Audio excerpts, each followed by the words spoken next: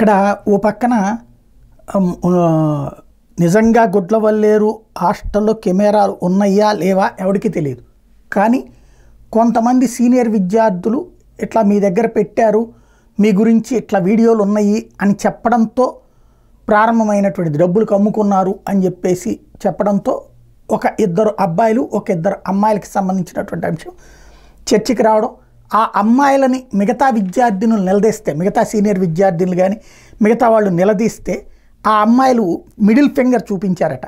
దాంతో ఆగ్రహించినటువంటి మిగతా విద్యార్థినులు నిరసనకి దిగినటువంటి పరిస్థితి. ఇప్పుడు ఈ వ్యవహారంలో జిల్లా ఎస్పీ గారు వచ్చి అట్లాంటిది ఏమీ లేదని చెప్పడం, ఆ తర్వాతన వచ్చేటప్పటికి జేఎన్టీయూ ఒక కమిటీ వేయటం, ఇప్పుడు ఇద్దరిని అదుపులోకి తీసుకోవడం, ఈ పరిణామాలన్నిటి మధ్యన అసలు ఏం జరుగుతుందన్నదైతే ఎవరికి అర్థం కావట్లేదు. ఫస్ట్ అయితే ట్విస్ట్ ఏంటంటే పిల్లల్ని మాత్రం ఇంటికి పంపించేస్తున్నారు, ఎవరి ఊళ్ళకి వాళ్ళని వెళ్ళిపోమన్నారు, టైం మళ్ళీ ఎప్పుడు కాలేజీ ఓపెన్ అన్నది చెప్తామంటున్నారు.